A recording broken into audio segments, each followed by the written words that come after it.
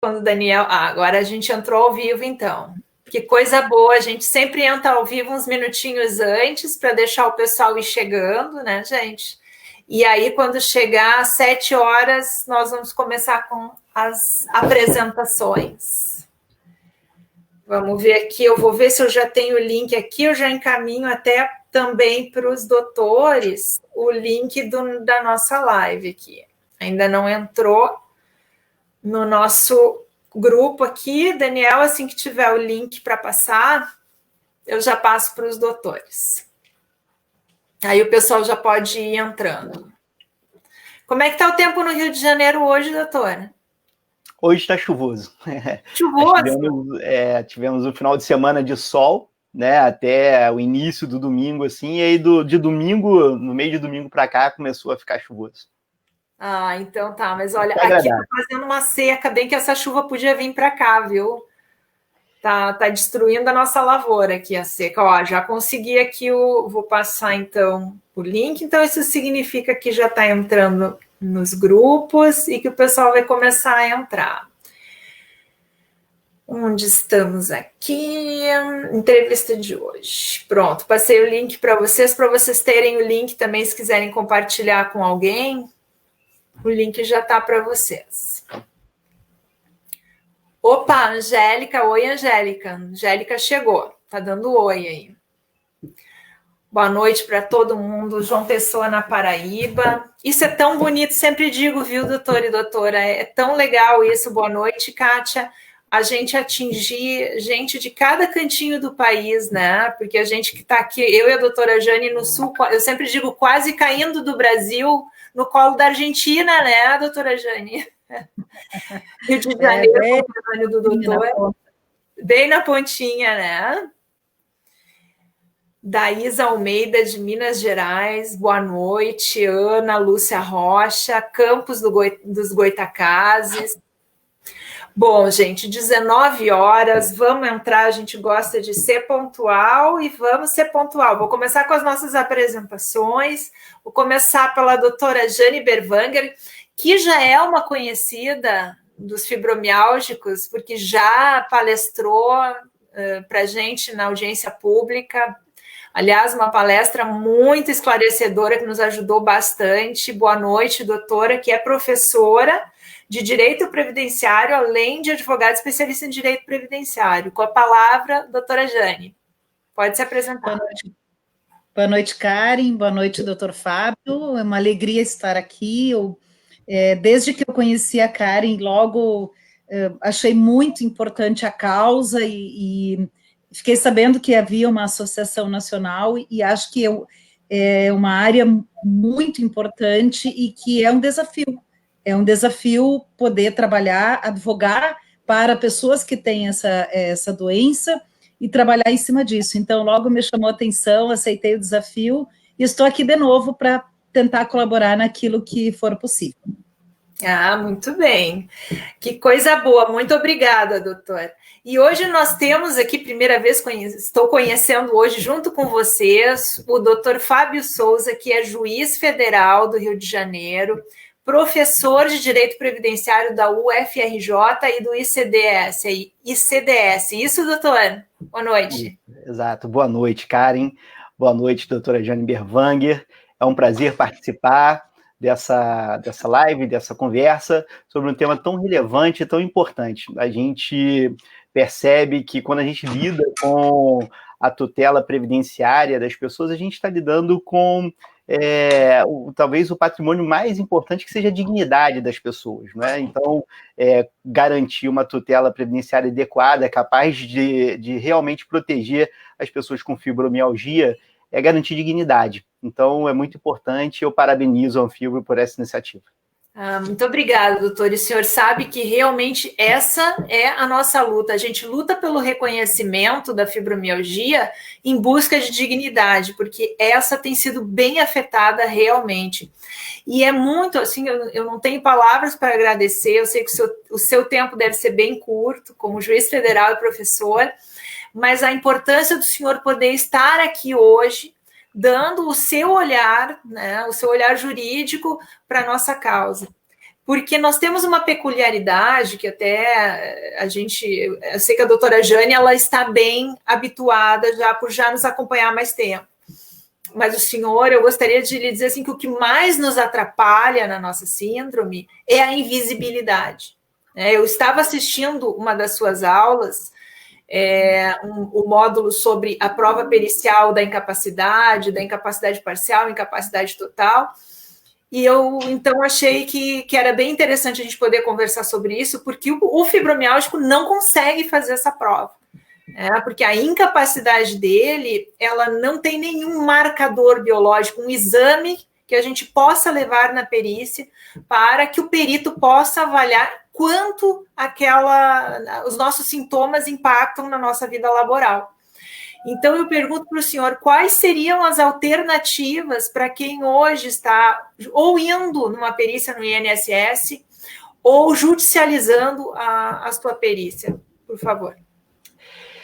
Karen, perceba que é uma situação desafiadora, tanto é que estamos aqui discutindo e buscando soluções para isso, não é? Algumas premissas têm que ser delineadas antes de mais nada. A estrutura do nosso sistema de proteção previdenciária não contempla a concessão de benefícios para doenças específicas, né? Então, o que gera a proteção previdenciária é a impossibilidade de trabalhar, seja temporariamente, seja definitivamente, seja totalmente, seja parcialmente. Então, é a incapacidade para o trabalho que gera a proteção previdenciária. A questão toda que nós temos que definir é se a forma como a incapacidade está sendo avaliada é uma maneira eficiente para identificar a incapacidade em todas as situações. De modo geral, as situações de incapacidade conseguem ser identificadas no exame pericial. Porém, há hipóteses, como é o caso da fibromialgia, que você fica diante de uma situação peculiar em que um breve exame torna insuficiente ali as informações para que o perito consiga constatar a incapacidade. Então, nesse caso, a gente precisa aperfeiçoar os modelos de avaliação. E para isso a gente tem algumas soluções. Querem ver uma coisa que me parece bastante relevante? E isso é uma crítica que se faz muito às perícias previdenciárias, não é? Muitas pessoas falam assim, poxa, eu tenho um médico que me acompanha, e já me acompanha há 10 anos, e ele me deu um laudo dizendo que eu estou incapacitado. Fiz uma perícia no INSS que durou 5 minutos e o perito do INSS disse que eu não estou incapacitado. Por que a opinião do perito vai valer mais do que a opinião do meu médico assistente? Né? Isso se torna ainda mais relevante, essa crítica ela ganha um peso maior quando a perícia do INSS ela confronta o diagnóstico dado pelo médico assistente. E eu acho que esse é um ponto muito importante aqui na questão da fibromialgia. A gente precisa estabelecer o seguinte, essa doença, ela é muito difícil de ser diagnosticada simplesmente com uma consulta com um perito ali de alguns minutos. Então, nesse caso, nessas situações, a manifestação do médico que acompanha a pessoa, a manifestação do médico assistente, ela deve ser muito mais valorizada do que em outros casos. Porque, como é difícil o diagnóstico, não é possível que a perícia do INSS simplesmente desconsidere o diagnóstico que é dado pelo médico da pessoa, pelo médico assistente, né, o que assiste a pessoa. Então, acho que esse é um ponto para começar o debate, a gente aumentar aqui a valorização da opinião, ou pelo menos do diagnóstico dado pelo médico que assiste a pessoa nessa situação. Mas isso dependeria, doutor, de cada juiz, ou me engano? Isso dependeria do entendimento de cada juiz? Me parece que... Veja, como é que eu visualizo aqui a perícia previdenciária no modelo ideal? Né? Às vezes a gente não consegue trabalhar com o ideal, a gente tem que trabalhar com o possível. Mas no modelo ideal, para todas as doenças, nós deveríamos partir do diagnóstico dado pelo médico da pessoa. A função do médico perito da Previdência ou do médico perito judicial não é diagnosticar a doença. A função dele é analisar, a partir dos dados informados pelo médico assistente, se aquela pessoa tem ou não tem uma incapacidade. Esse é o ponto. Então, assim, e aí eu vou usar um paralelo, tá? Uma outra doença, apenas para que a gente possa ter um padrão de comparação. Imagine uma pessoa que tem uma doença, por exemplo, um transtorno bipolar, tá? Ou depressão. Às vezes são doenças difíceis de serem diagnosticadas, que você precisa de algum tempo avaliando. Se a pessoa já tem o diagnóstico dado pelo seu médico, não faz sentido o perito partir da ideia de que a pessoa não tem a doença. Você tem que partir da ideia que a pessoa tem aquela doença, não é? E aí a gente vai discutir não o diagnóstico, mas o prognóstico, se aquela doença vai gerar ou não a incapacidade naquela pessoa, o que também precisa de alguns ajustes. Mas eu acho que o primeiro ponto, o ponto mais importante, é aumentar a valorização que é dada à opinião do médico assistente. E aí o que a gente precisaria fazer? Não precisa ser o juiz tendo essa opinião. Na verdade, essa deveria ser a posição da administração pública, deveria ser já a posição do perito na hora de fazer a perícia e partir daquela informação para chegar a avaliar a incapacidade. Entendo. Doutora Jane, deixa eu lhe perguntar uma coisa, porque quando eu fui a última vez lá no seu escritório para falar da audiência pública, a senhora me comentou da perícia biopsicossocial. Queria que a senhora falasse um pouquinho para nós o que ela é e se ela ajudaria nessa questão, por favor. Bom, a perícia biopsicossocial leva em consideração não apenas os aspectos físicos e mentais da doença, mas sim o seu contexto social, o ambiente como um todo. Usando uma comparação mais apropriada, mas só para a gente poder entender mais facilmente, de uma pessoa com deficiência. Eu uso o seguinte exemplo: uma pessoa deficiente, cadeirante, que mora no mesmo prédio em que trabalha, ela é menos deficiente do que uma pessoa que mora a 1 quilômetro da primeira parada de ônibus, que se tiver que trabalhar, tem que pegar 2 ônibus, que não tem plano de saúde, que não tem assistência, enfim. Então, os aspectos do entorno, os aspectos sociais. Só para citar um exemplo. A questão, acho que também muito relevante, aí trazendo de volta para o nosso tema da fibromialgia, é a questão do tipo de atividade que a pessoa desempenha. E acredito que o doutor Fábio vai concordar comigo, que muitas vezes a perícia do INSS, ela fica só focada em cima da doença, sem olhar o que a pessoa faz, qual a atividade desempenhada. E a lei diz que auxílio-doença deve ser concedido para quem fica incapaz para a sua atividade habitual. E aí a gente não sabe se o médico sequer questionou qual atividade é desempenhada pela pessoa. E aí a gente percebe uma certa... Eu falava isso desde a primeira vez que eu tive na Câmara dos Deputados, conversando sobre isso com vocês, que parece uma ideia de que todas as pessoas estão fingindo. E isso é uma coisa, essa presunção, ela não é só da fibromialgia, mas a dificuldade maior é justamente não ter um exame, não ter um raio-x, não ter um diagnóstico mais documentado, digamos assim, que não seja a opinião do médico, a conclusão do médico assistente. E isso acaba dificultando um pouco. Então, você soma a presunção, muitas vezes muito forte, de peritos médicos do INSS, hoje chamados de peritos médicos federais, de que muitas pessoas fingem a sua doença, fingem uma incapacidade, então essa presunção muito forte, soma-se a isso o fato de não ter uma documentação, né, e aí você leva isso para o INSS e o INSS nega o benefício. Até eu estava observando os comentários, pessoas aqui dizendo que já estava cansada de fazer perícia, de ser humilhada, então existe realmente uma dificuldade muito grande. E, por vezes, esse mesmo problema acaba também se transferindo para o Poder Judiciário, na medida em que a pessoa vai passar por uma nova perícia médica, que se o perito não tiver um pouco mais de sensibilidade, vai chegar no mesmo resultado, ou seja, ele vai fazer aquela mesma avaliação, dizer, olha, aqui é difícil confirmar, enfim, e acho que o Dr. Fábio fala é muito importante. A doença, quem diagnostica é o médico assistente.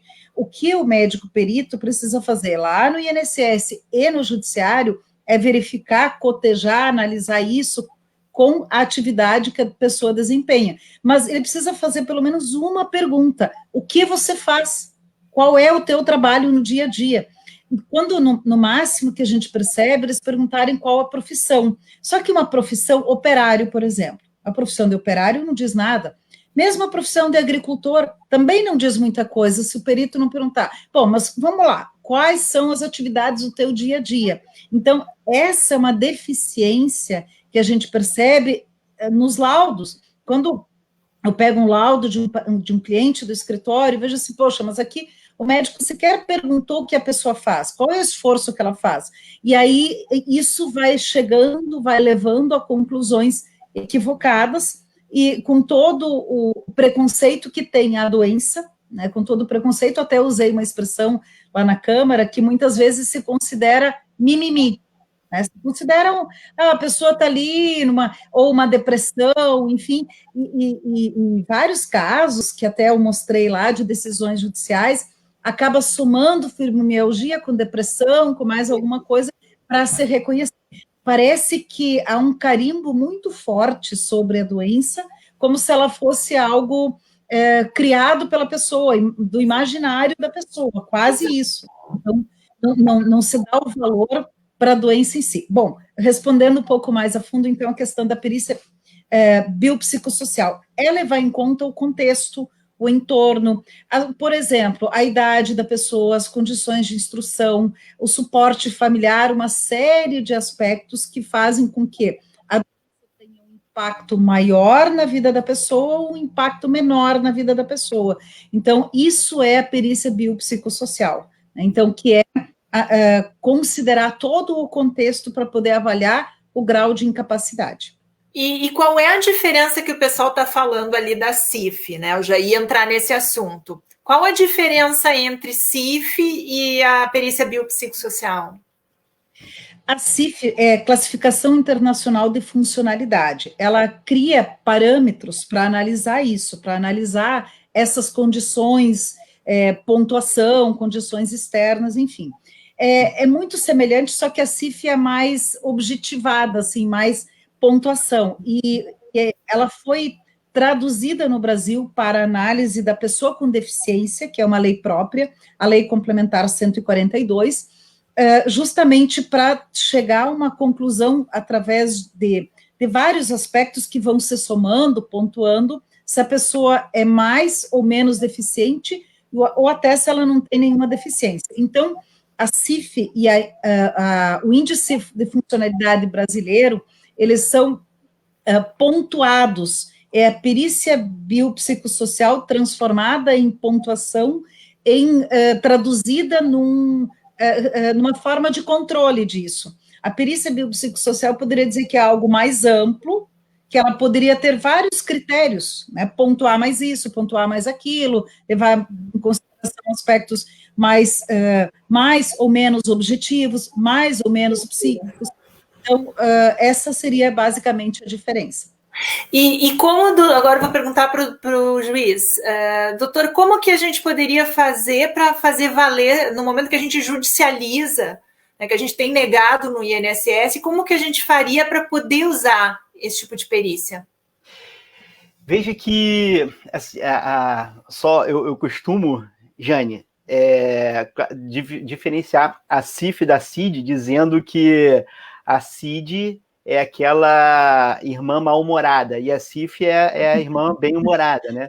Porque a CID vai olhar, a Classificação Internacional de Doenças, vai olhar só o lado negativo da coisa, e a CIF tenta ver as funcionalidades preservadas ainda e olhar os aspectos que a pessoa consegue agir ou que ela não consegue fazer dentro do seu ambiente, dentro das circunstâncias de vida daquela pessoa.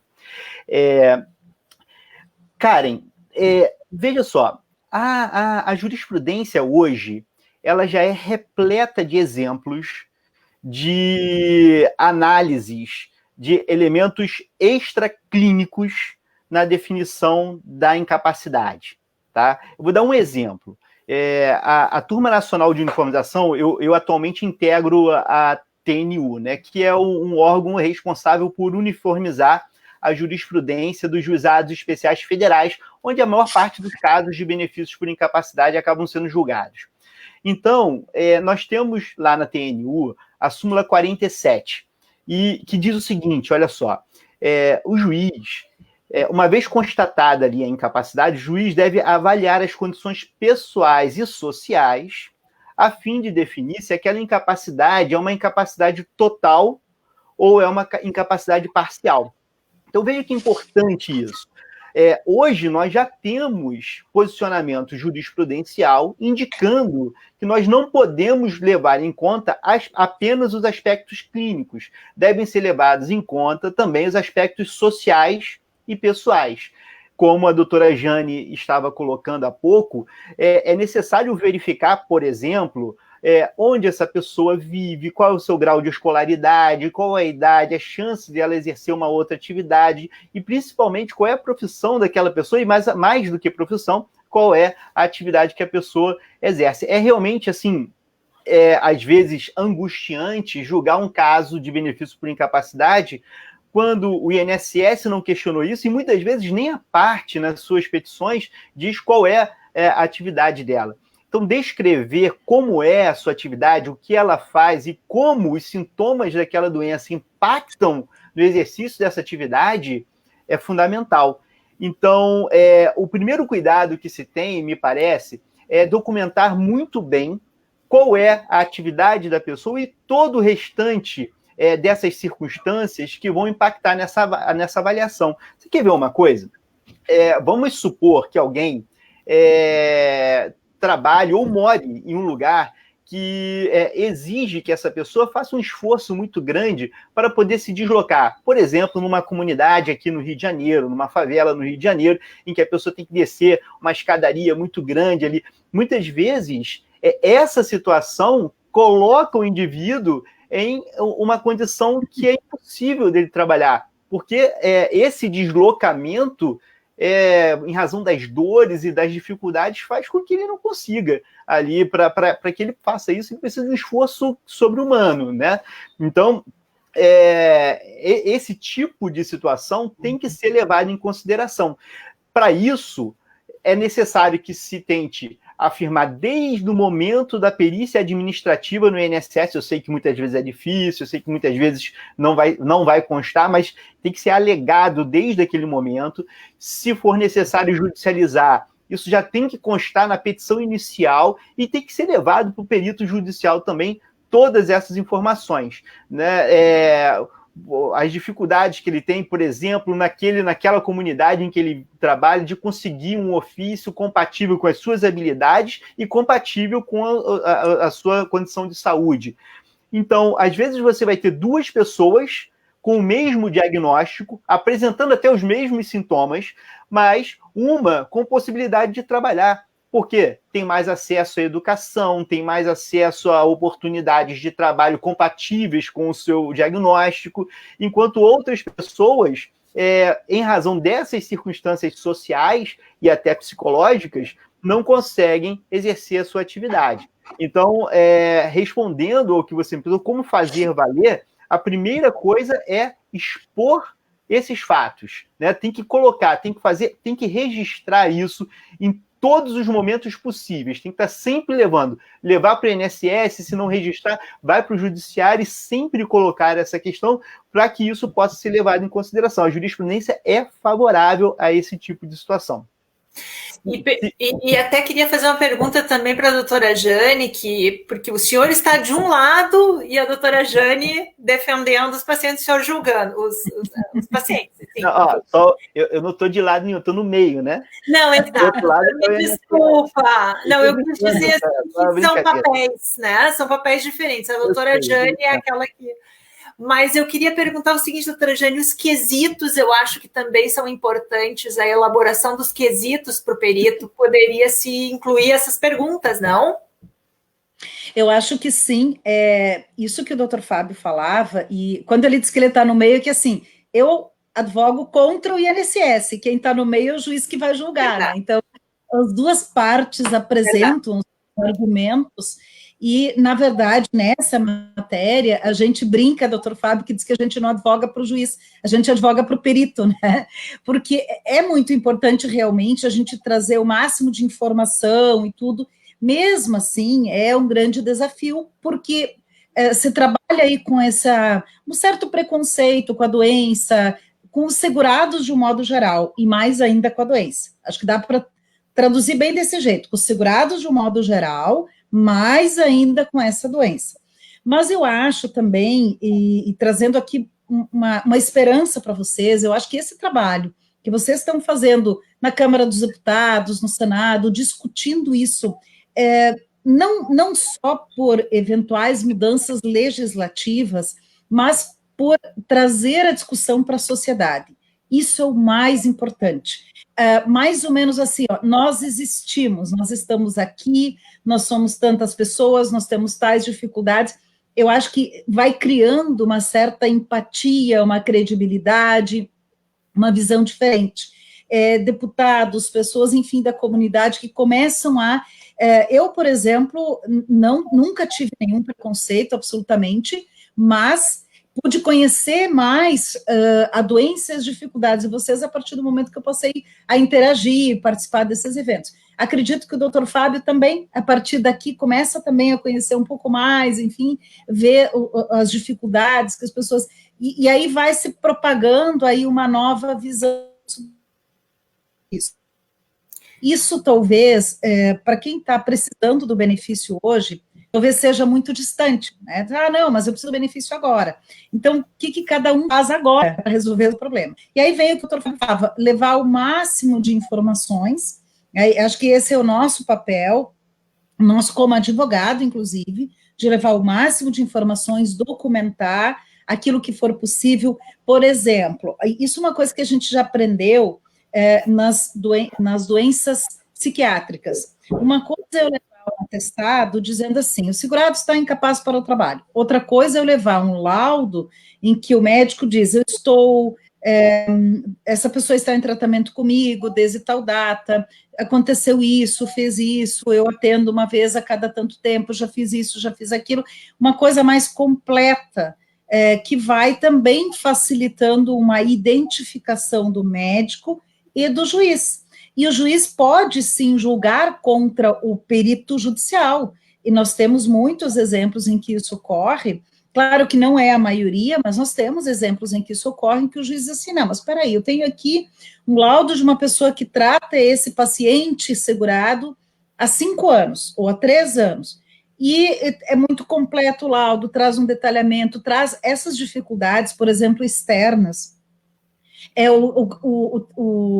a distância do trabalho, da casa para o trabalho, os meios de locomoção, tudo isso traduzido num laudo, que é um documento técnico. E aí, traduzido isso também no processo judicial, na petição que o juiz faz, isso tudo vai contribuindo para criar um outro ambiente para que isso seja melhor compreendido. Isso é muito importante, realmente, doutora. Mas eu vou lhe ser bem sincera, assim, ó, isso eu acredito muito nisso na questão da judicialização. Nós, enquanto Anfibro, no Ministério Público, tivemos uma reunião, uma teleconferência com a DIRSAT. Na época, era quem comandava os peritos do INSS lá em Brasília, depois eles se desmembraram. E foi falado de toda essa dificuldade que nós temos de comprovar a nossa incapacidade, e eles nos disseram não. O que acontece é que a maioria das pessoas vem apenas com um laudo ou não traz um exame, mas a gente não tem exame para levar, né? Todos os exames que eu levar serão ótimos, serão ok. Mas ok, não, tem que levar todos os laudos e tal. Bom, eu vou citar um exemplo, nem falei com ele, mas vou citar, acho que ele não se importa, que é o Daniel, nosso presidente. Não existe uma pessoa mais organizada que eu conheça do que ele. Se trata em 2 clínicas da dor, tem todos os laudos em tabela do Excel, tal dia, tomou todos os remédios que tentou. Ele leva uma pasta grossa assim, negado. Né? Então, assim, por quê? Porque ele é uma pessoa que, se tu olha para ele, é saudável, é um homem forte. Então, isso é muito complicado, essa questão do INSS, e acho que agora tende a piorar, quanto mais se tem esse problema econômico, mais eles apertam contra. Como a senhora disse, né, eles pressupõem que a gente está tentando se encostar, enfim, para tirar férias, mais ou menos isso, que a gente está fingindo, né, que a gente quer tirar proveito, e não é isso. Mas eu acho que a gente tem esse caminho que é o judiciário. A gente teve uma outra live com o doutor Fabrício, que falou sobre a Defensoria Pública, que ele acredita bastante na Defensoria Pública para quem não tem recursos, né? Mas eu acho que realmente a gente tem que buscar esse caminho aí. Até eu queria lhe fazer uma pergunta de novo para a doutora Jane, porque é sobre a ação civil pública que eu passei para a senhora, que estava acontecendo, sobre a CIF. E muita gente, até eu mesmo, não sei o que é uma ação civil pública, qual é o caminho, o que vai acontecer. Ó, ali já estão perguntando, a Jusileide está perguntando, como está? Parece que ela leu meu pensamento, que eu já ia perguntar isso. Doutora, o que a senhora pode me falar da ação civil pública? Bom, a ação civil pública, ela está prevista numa lei muito antiga, para situações em que eu tenho uma coletividade a ser enquadrada naquela situação. Então, eu tenho um problema de uma coletividade, um problema de interesse maior do que determinado grupo pequeno de pessoas. Então, eu tenho algo que identifica aquelas pessoas e que é um problema comum. Então, a ação civil pública, ela pode ser ajuizada pelo Ministério Público Federal, pela Defensoria Pública, o Instituto Brasileiro de Direito Previdenciário, que é também uma instituição sem fins lucrativos que atua nessa área, eu sou da diretoria, o doutor Fábio, nosso palestrante muitas vezes nas atividades do IBDP, a gente também tem essa competência, nós já chegamos a ajuizar ações civis públicas. Claro que naquelas que já existem, a gente tenta entrar depois e dar a nossa participação como o que a gente chama de amicus curiae. O que é amicus curiae? É um amigo da corte, do tribunal, que vai ajudar a esclarecer alguma coisa, trazer elementos técnicos, jurídicos, que podem contribuir para a solução daquela matéria lá. Então, a ação civil pública, e aqui um dado interessante, o Ministério Público Federal do Rio Grande do Sul, historicamente, tem ajudado muitas ações públicas. Muitas matérias que hoje são resolvidas são de iniciativa do Ministério Público Federal do Rio Grande do Sul, ou da 4ª região, mas principalmente do Rio Grande do Sul. Isso vem de muito tempo, assim, no ano de 2000, por exemplo, a atividade especial, depois o direito à pensão por morte para homoafetivos, e assim por diante. Bom, a ação civil pública, então, ela é uma ação, eu diria assim, quase normal, mas ela tem um alcance muito maior. Qual é a grande vantagem da ação civil pública? No momento em que a 2ª instância julga, aqui o Tribunal Regional Federal da 4ª Região, e a ação civil pública não é julgada pelos juizados, e sim pelo tribunal em 2ª instância, ela tem um alcance para todas as situações iguais. E o Tribunal Regional Federal da 4ª Região aqui, né, que vai abranger essa ação civil pública, se ele decidir por uma determinada situação, ele vai determinar que o INSS aplique aquela decisão para todos que se enquadram. Então, vamos dizer assim, o tribunal vai decidir em 2ª instância, deve analisar de acordo com a CIF. Então, a partir daquele momento que o INSS for obrigado a analisar, se ele não descumprir, ele está descumprindo uma decisão judicial. Então, é outro nível, digamos assim. Então, aí ele obriga, e tem muitos casos em que isso já aconteceu, de o tribunal fazer isso. Então, o tribunal determina, o INSS passa a adotar outro procedimento. Aí sim você teria uma solução mais abrangente, Eu acho que esse é um caminho muito interessante, acho que essa interação de vocês com o Ministério Público Federal é fantástica. Eu até estava tentando olhar o andar da ação, mas como ela trata de questões de doença, ela tramita em segredo de justiça. Então, eu não tenho acesso, mesmo sendo advogada, eu tenho acesso a todos os processos que são abertos, digamos assim, mas esse caso não, casos que envolvam doenças, situações assim. Então, ele foi atribuído o segredo de justiça, então não tem acesso sobre o andamento. Mas acredito, pela numeração do processo, que deve estar ainda na primeira instância, não deve ter sentença, deve estar talvez com prazo para alguma manifestação, enfim. Acho que seria interessante, talvez, quem sou eu para sugerir isso, mas de conversar com o Ministério Público para ver se não dá para trazer ali, fazer uma audiência pública, talvez. Isso cabe, vou, né? Vou interromper um pouquinho. Nós vamos fazer melhor, doutora. Segunda-feira que vem vai ser a live com a promotora. Ela já... que legal, que bom. E ela vai estar podendo, então, dizer até melhor como é que está tudo isso daí, né?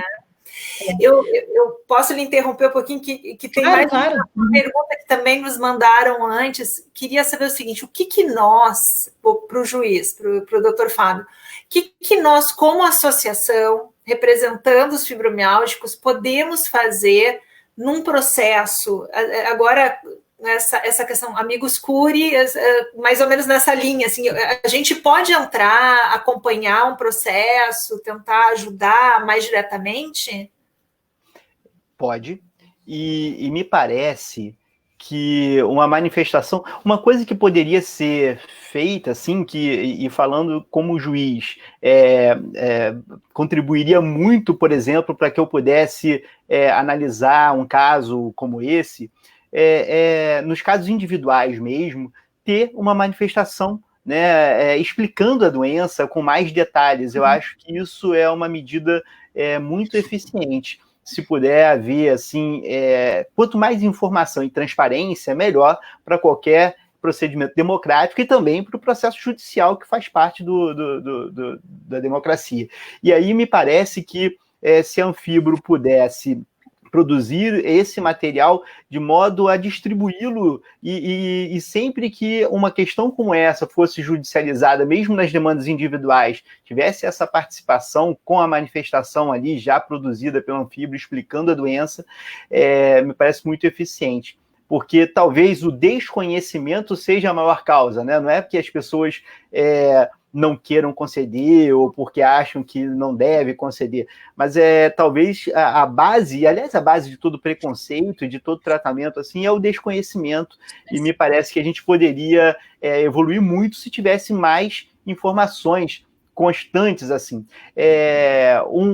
Talvez um outro aspecto, e aqui fica a sugestão para a Anfibro, seria até mesmo procurar as escolas de magistratura para levar essas informações para as escolas de magistratura, quem sabe propor para as escolas algum treinamento dos magistrados envolvendo essa doença, dando essas informações, porque isso ajuda bastante, né? Quanto mais conhecimento, melhores são as decisões.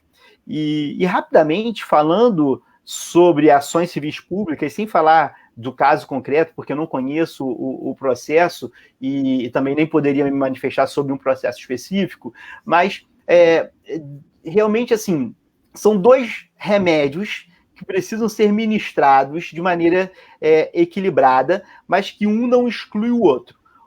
As demandas coletivas são, talvez, aquelas que sejam as soluções definitivas para a questão. Então, é muito importante haver demandas coletivas que exijam ali um aperfeiçoamento do procedimento administrativo. Quando a gente trabalha com uma ação civil pública, a gente está buscando uma solução que vai atender a todos, porque nem todos têm acesso à justiça fácil, né? Nem todos conseguem ajuizar as ações, nem todos conseguem ali em tempo uma decisão judicial, porque assim, enquanto isso tudo demora, né? Demora o processo administrativo, demora o processo judicial, a ação civil pública poupa esse tempo, uma vez que já tem uma decisão ali.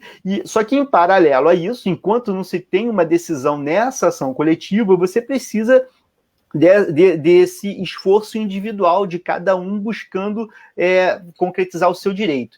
E aí vem esse lado informativo. E talvez a gente pudesse aqui imaginar, cogitar,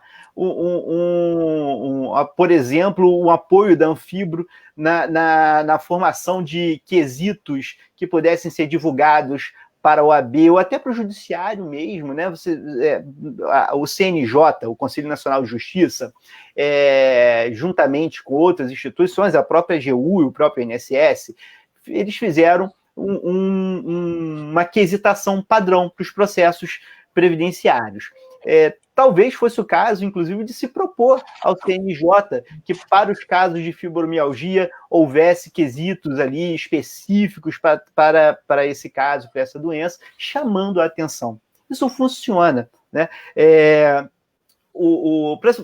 Talvez o exemplo mais marcante que a gente tenha, assim, de peculiaridade no tratamento judicial de uma doença, seja o caso da AIDS. Né? No caso da AIDS, nós temos, por exemplo, uma súmula da TNU, a súmula 78, que fala especificamente que no caso da AIDS é possível se reconhecer a incapacidade levando em conta, mesmo que você não tenha uma incapacidade do ponto de vista clínico, é possível, levando em conta as condições sociais, se reconhecer a incapacidade. Porque no caso da AIDS você tem um problema, é diferente do problema da fibromialgia. No caso da AIDS você tem um problema do estigma muito forte, que infelizmente ainda existe em relação à doença, também fruto de desconhecimento, enfim.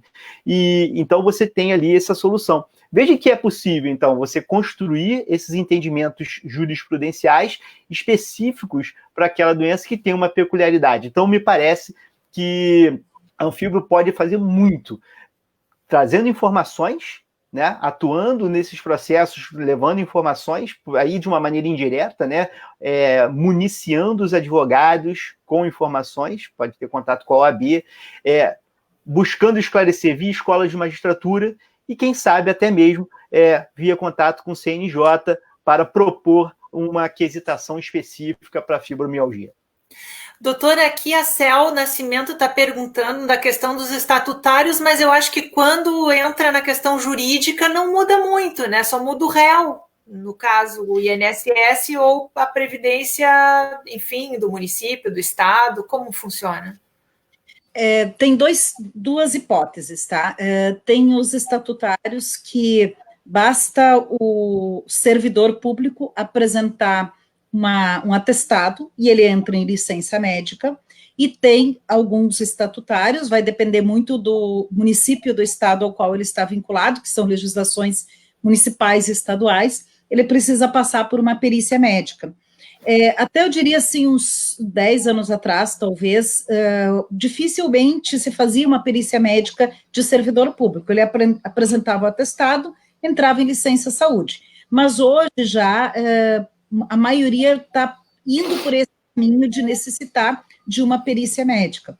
Então, ele entra em licença saúde, em vez de benefício do auxílio-doença, só que lá na origem, o problema que estamos discutindo aqui, que é a constatação da doença e da incapacidade, é o mesmo problema, ele se reproduz, só que ele tem um efeito jurídico, um tratamento jurídico um pouquinho diferente. Eu só queria, Karen, complementar uma questão que o Dr. Fábio fala, que eu achei muito interessante.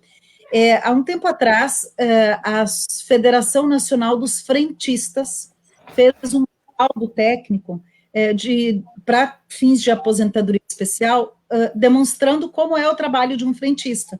O frentista é igual em todo o Brasil, agente nocivo é igual em todos os postos de combustível, e talvez a gente trabalhar essa questão da doença, uma outra sugestão que eu dou também, não sei se vocês já procuraram, Conselho Federal de Medicina, tentar trazer um pouco mais de técnica médica para dentro dessa análise, ou seja, de poder criar, como o Dr. Fábio fala, talvez não uma perícia padrão, mas sim uma identificação, uma explicação sobre a doença, que pudesse estar à disposição dos fibromiálgicos. Na verdade, doutora, eu vou lhe interromper, nós estamos até num passinho mais na frente. Eu ontem estava conversando com o presidente da Associação Italiana de Fibromialgia, e conversei também com a senadora que defende eles, a senadora no parlamento italiano, e eles estão me passando algumas informações. E uma ideia que eles nos deram, e até para o doutor que está lá julgando a questão da perícia, doutor, quando solicita uma perícia, a nossa ideia é que haja um especialista em fibromialgia. Tanto para a pessoa que cai no SUS, muitas vezes ela é marcada. A gente teve um caso agora de uma colaboradora que aguardou 1 ano e meio a consulta com o reumatologista. Quando ela foi à consulta, o reumatologista daqueles que só viu fibromialgia quando fez a residência, disse que era emocional e mandou ela para o psicólogo, né? Então, assim, é uma pessoa que não entende nada de fibromialgia. E acontece muito isso nas perícias, de marcar para um perito judicial que nunca atendeu um fibromialgico, né? Seja mesmo ele sendo reumatologista. Então, para a gente não correr esse risco, eu acho que isso também já seria um remédio que a pessoa ser periciada, no caso judicial, por alguém que trata fibromialgico, é diferente. Ela sabe, ela entende da doença, né? Eu acho que isso vai além até do conselho. Sabe, Karen, existe espaço na jurisprudência para isso, tá? O que a gente vê, o entendimento padronizado, é que não há a necessidade de que a perícia seja realizada por um especialista naquela doença. Esse é o entendimento padronizado. Porque, na verdade, o médico perito, ele não está ali para tratar o paciente, ele está para verificar se a pessoa tem ou não tem incapacidade. Então, assim, de forma geral, os argumentos de que é necessário que seja um especialista naquela doença, eles não estão obtendo êxito. Porém, em situações específicas, em que a doença exija realmente um conhecimento específico, a jurisprudência tem decisões favoráveis dizendo que nessas hipóteses excepcionais seria o caso da perícia necessariamente ser feita por um médico que seja especialista naquela área. E a fibromialgia tem aí essa característica.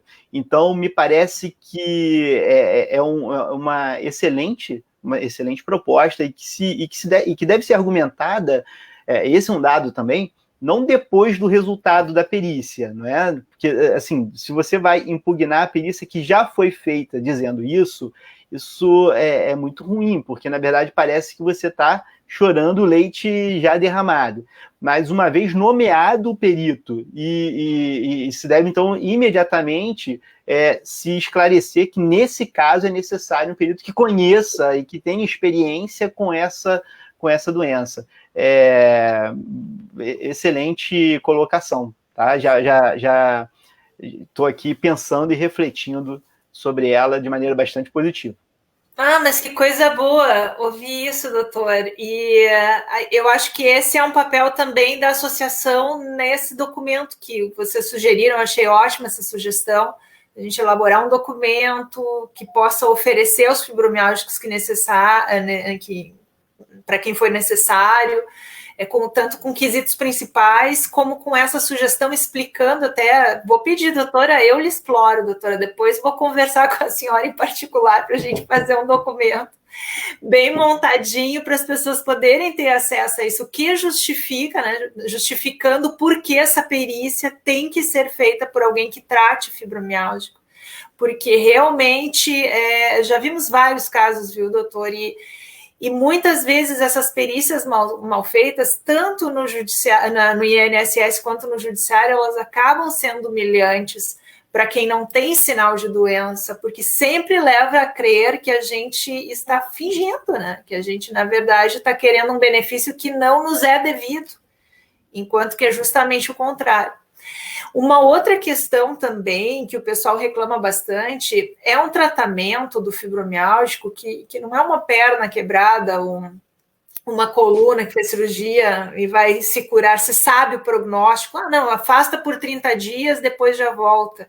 Eu estava vendo até, se não me engano, também uma palestra sua falando sobre um decreto, não é isso? Que tenta colocar o retorno automático.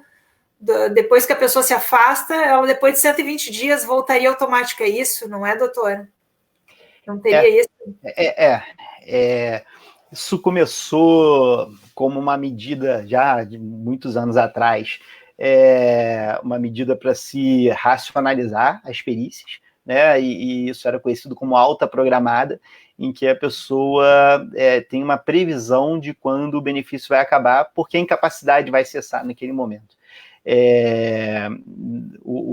Isso foi incorporado à lei mais recentemente, de modo que vincula, inclusive, as decisões judiciais, né? Então, hoje, tanto os benefícios concedidos diretamente pela administração, quanto aqueles que são concedidos pela via judicial, eles precisam sair com uma data de previsão de alta.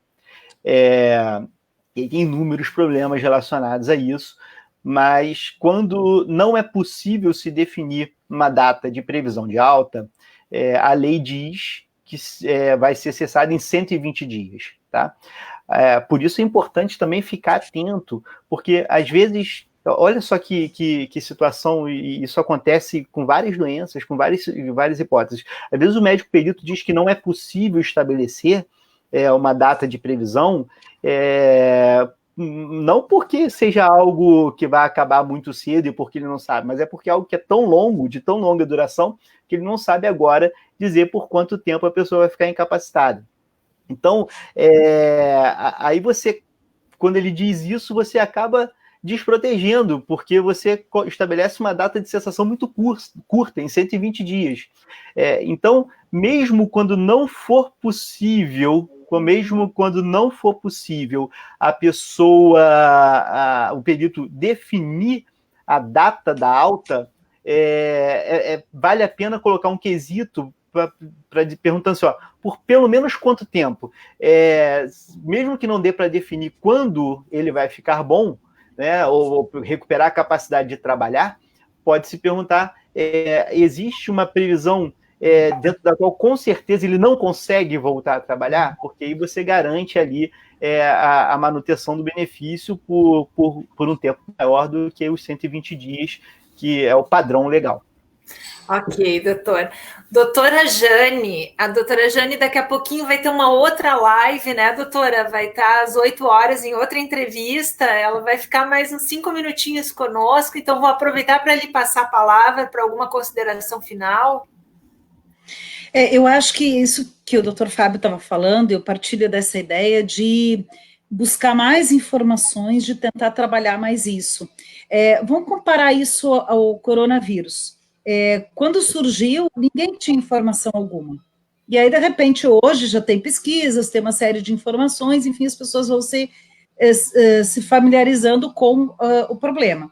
Então, acho que esse é um ponto que o doutor Fábio fala, eu também acho, que é trabalhar em cima de trazer mais informações. Naquele evento que eu estive lá, Karen, que foi fantástico na Câmara dos Deputados, justamente tinha médicos lá, profissionais, enfim, de outras áreas que acho que a gente pode trazer junto para elaborar quesitos, para tentar construir uma identidade aí para poder trabalhar depois os advogados, os casos concretos, também ser uma fonte de consulta para juízes, ser uma fonte de consulta, e fazer essa construção. Mas eu acho que a gente vê que é interessante a live, a gente vai pensando ideias a partir daqui, interagindo, né, vão surgindo novas ideias que acho que a gente pode muito bem aproveitar e evoluir bastante com relação à comprovação dessa questão.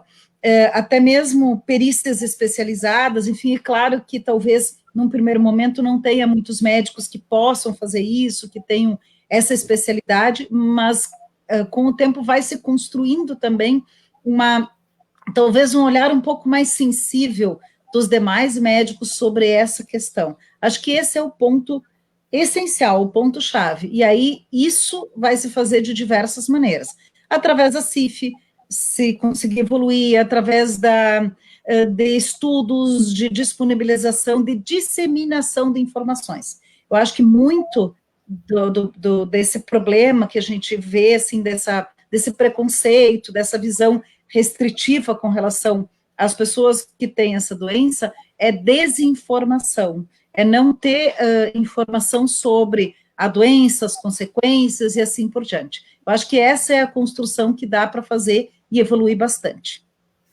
Com certeza, doutora Jane, eu não tenho de novo palavras para agradecer a sua participação aqui. Eu ainda vou pedir para ficar um pouquinho mais com o juiz, eu tenho mais uma ou duas perguntinhas, não sei se ele tem tempo ou não. Doutor, o senhor pode ficar mais um pouquinho? Claro, estou à disposição. Então tá ótimo, porque realmente eu sabia que essa live ia ser uma das melhores, mas ela superou as minhas expectativas, eu estou super empolgada, eu acho que o pessoal também tá, por essas conclusões que a gente acabou tirando junto, a gente já, né, Daniel? Eu sei que o Daniel está nos bastidores, teremos muito trabalho, mas eu sei que eu vou poder contar com a doutora Jane sempre, né, doutora? Muito obrigada. Obrigada, vou me despedindo. Obrigada, doutor Fábio, muito prazer em interagir com o senhor, obrigada, Karen, e até uma próxima oportunidade. Até logo, doutora Jane, foi um prazer. Foi um prazer. Doutor Fábio, eu tenho eu vi antes ali que tinha nos comentários, e isso é uma coisa que o pessoal nos pergunta bastante também. O que a gente pode fazer quando se sente humilhado numa perícia? A gente tem como, eu digo, até representar contra o perito que humilhou o fibromialgico. Tem algo a ser feito? Sim, o tratamento que qualquer pessoa deve ter em qualquer lugar deve ser um tratamento de respeito e sempre, né? Então, acho que sempre levar qualquer caso de distrato, e numa perícia não seria diferente, como também não seria diferente com o juiz, como também não seria diferente em qualquer outro âmbito, deve ser comunicado para que haja ali a apuração e, eventualmente, a responsabilização daquele que agiu dessa forma, né? Então, comunicar ao juiz, acho que é uma medida importante, né? E todos os tribunais têm também ouvidorias. O próprio INSS tem ouvidorias e é muito importante que se comunique. É muito importante que se comunique, né? Porque a omissão é talvez o que é o combustível para que os padrões de comportamento se firmem. Então, se você se omite nessas horas, aquele padrão que é um padrão negativo pode ir se reafirmando. Então, é muito importante que se comunique, se avise, sempre de maneira objetiva, né? Esse é um dado importante também, Karen, que uma coisa é a gente tem que saber que o perito pode concluir contra a incapacidade, né? Ele está dentro do âmbito de atuação dele. E isso não seria algo que se pode assim, porque ele concluiu dessa forma, eu vou representar contra ele, senão a gente estaria interferindo na atuação do perito. Agora, se ele tratou de uma maneira desrespeitosa, dizendo que a pessoa está mentindo, que a pessoa está... Isso tudo é possível de ser levado para ser apurado. É que é um pouquinho complicado, doutor, porque assim, se eu saio da perícia e eu fui destratada, e eu vou representar antes dele concluir a minha perícia, antes dele dar o veredito, a gente não representa por medo, enfim, dele ficar sabendo e isso influenciar no resultado. E se a gente se manifesta depois, parece que é porque a gente não ficou contente com o resultado.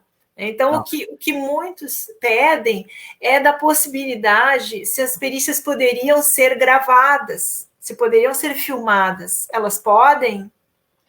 Veja, nós temos uma polêmica enorme em torno disso, né? A gente precisa... O primeiro ponto é dizer o seguinte: aconteceu, comunica. Né? Não aguarde, não espere. Aconteceu, comunica.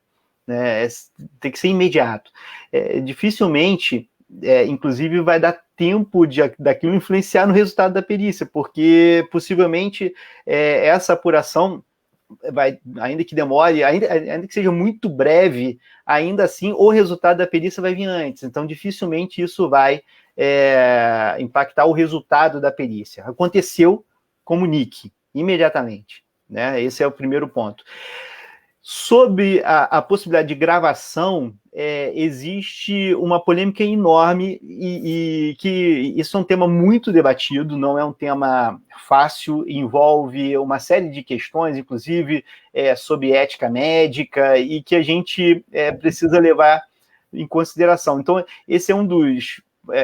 tem alguns temas que, na verdade, a gente tem muitos aspectos envolvidos, né? Sobre o lado da transparência, é claro que seria muito bom se a gente pudesse filmar, inclusive se a gente pudesse ali ter o advogado numa perícia judicial ou administrativa acompanhando inteiramente a perícia, né? Isso é um ponto positivo, mas tem outros pontos que são negativos dentro da filmagem. Então, esse é um debate que é posto, ele é debatido, ele é discutido, tem instâncias tanto no CJF, no CNJ, em fóruns de discussão, fóruns de discussão que a gente debate essas alternativas, né? Agora, mas assim, o que eu digo aconteceu uma situação como essa, imediatamente comunique aos órgãos correcionais para que possa ser tomada alguma atitude. Porque a nossa dúvida como associação, quando vem essas questões, a gente pesquisou e a gente encontrou que os próprios peritos do INSS, no passado, solicitaram que as perícias fossem gravadas.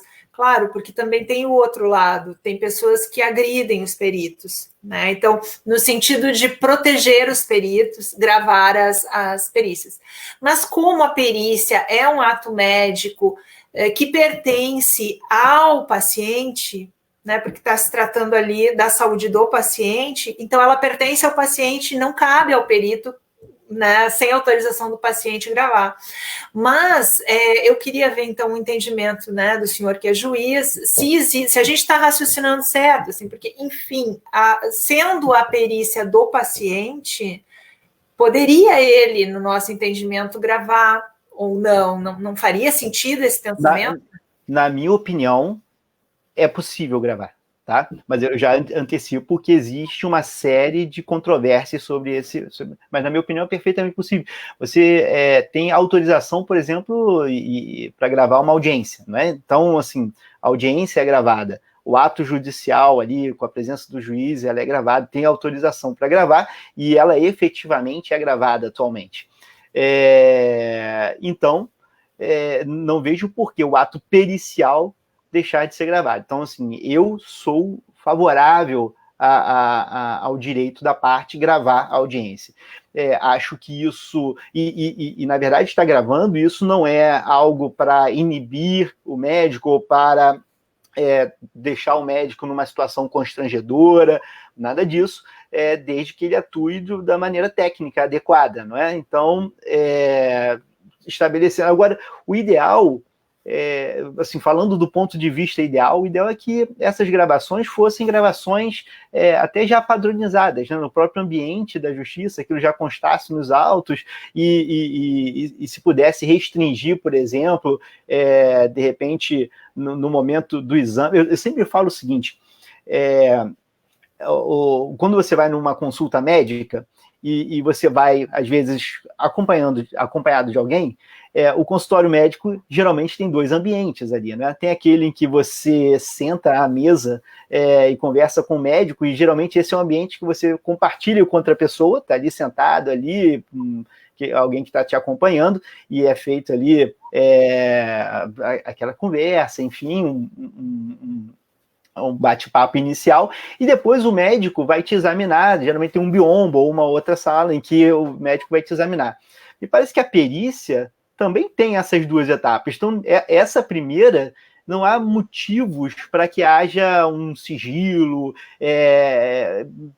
talvez até mesmo a presença do advogado nessa etapa fosse algo extremamente positivo, né? O advogado não pode interferir na perícia, né? Ele não pode chegar ali, faz pergunta isso, não, mas está ali acompanhando a parte.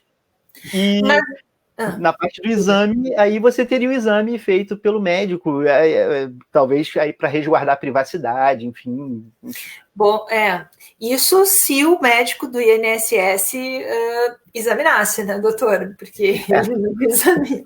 Mas isso mais na consulta pericial, talvez. Doutor, mas ainda explorando esse assunto, digamos, Karen, eu já estou cansada de sofrer humilhação, vou lá no perito, eu escondo o celular e gravo, e ele me humilha, essa prova é válida? Cara, são perguntas difíceis. Eu diria o seguinte, né? essas gravações escondidas, elas sempre são polêmicas.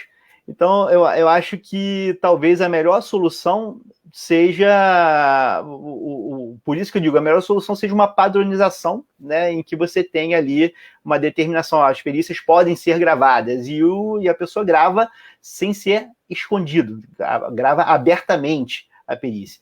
Isso, como acontece nas audiências, isso é perfeitamente... Não estou falando algo para controlar o perito, porque se na audiência é assim, a perícia também deveria ser.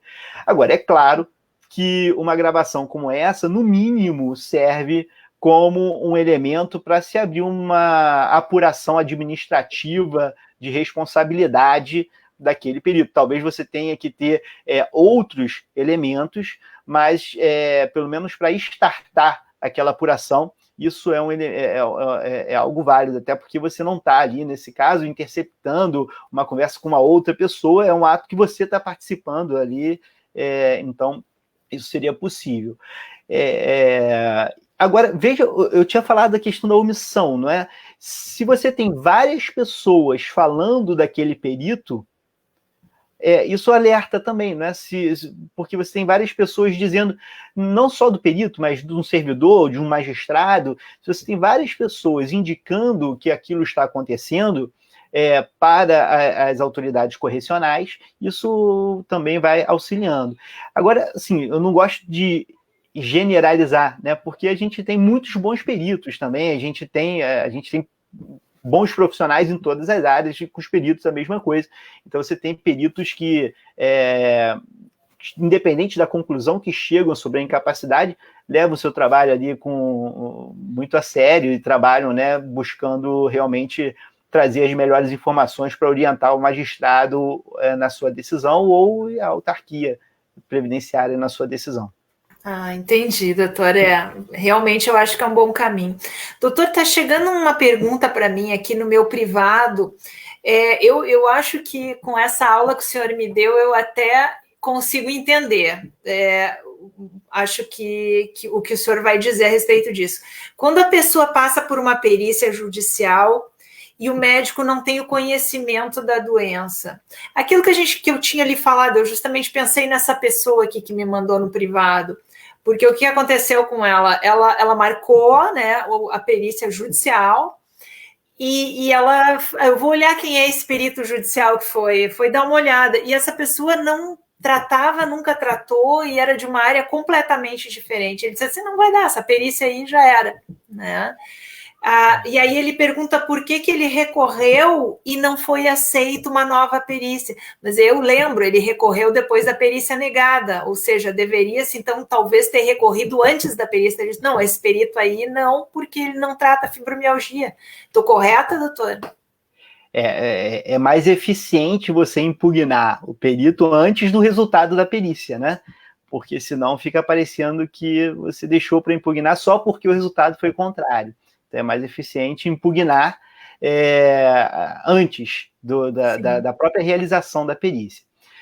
Agora, eu já antecipo que a orientação, como eu disse antes, a orientação jurisprudencial que prevalece é que a especialidade do médico ela não é um elemento decisivo para a escolha do perito.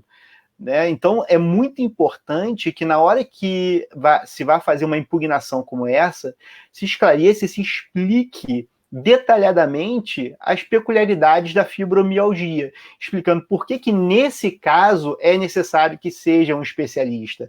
Esse é um ponto importante, porque se for um argumento genérico, não é especialista, então a chance dessa impugnação não ser aceita é muito grande. Então é muito importante que se esclareça, olha, a fibromialgia é uma doença com as seguintes peculiaridades, é muito difícil alguém que não seja especialista conseguir identificar aqui o real estado da pessoa nessa situação.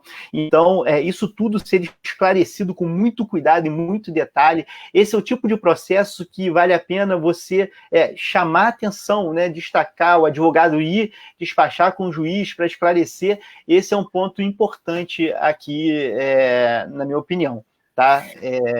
Simplesmente falar e jogar vai entrar no que acontece de maneira geral, que a jurisprudência não aceita esse tipo de argumentação. Por isso que é importante destacar, ó, em casos específicos, algumas doenças, há aqui a necessidade do especialista. E a fibromialgia é, sem dúvida, uma dessas doenças.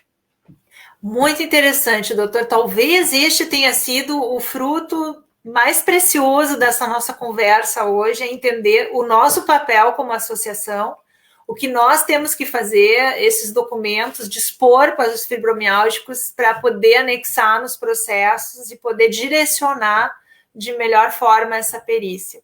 Doutor, eu geralmente costumo encerrar as minhas lives também pontualmente.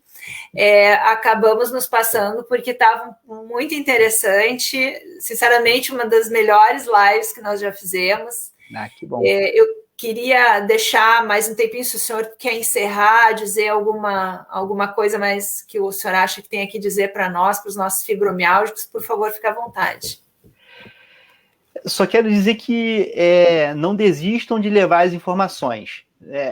Eu sei que às vezes desanima, né? Porque a gente vai sofrendo derrotas, enfrentando desafios, decisões administrativas e judiciais que não compreendem ali a gravidade da situação, mas a insistência nessas situações é fundamental, porque uma vez que haja, que se comece a formar a jurisprudência e que se consiga esclarecer e que, por exemplo, venha um precedente de uma corte superior nesse sentido, ou da turma nacional de uniformização, é possível inverter o quadro jurisprudencial, é possível inverter até mesmo o comportamento da administração pública. Então, eu quero parabenizar a Anfibro, e em especial ao Daniel e a você, Karen, pelo trabalho que estão desenvolvendo.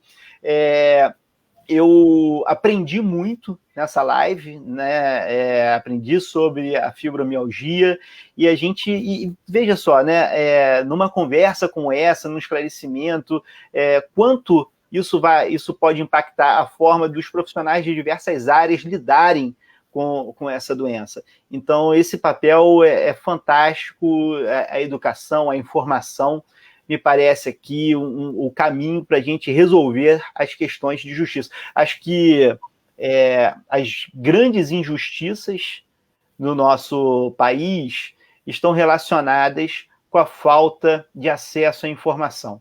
E quando a gente garante ali o acesso à informação, a gente tem chances de produzir resultados mais justos, e a Anfibro, sem dúvida, está contribuindo para isso. Então, muito obrigado por essa oportunidade de participar dessa live. Imagina, doutor, nós é que agradecemos, não temos palavras para agradecer o senhor por ter dispensado esse tempo, eu sei que a sua vida é bem corrida. Lhe confesso que eu me sinto mais segura agora sabendo que nós temos juízes como o senhor no judiciário para julgar as nossas causas, né? Porque sempre para nós é uma incógnita quando a gente vai judicializar essa questão, é sempre muito difícil. Então, agradeço em nome de todos os fibromialgicos, tanto da Anfibro quanto de forma geral.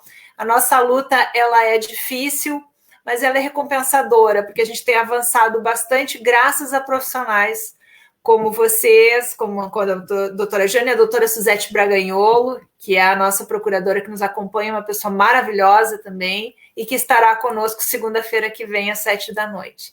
Uma boa noite para o senhor e uma boa noite para todos. Boa noite, Karen. Boa noite. Boa noite.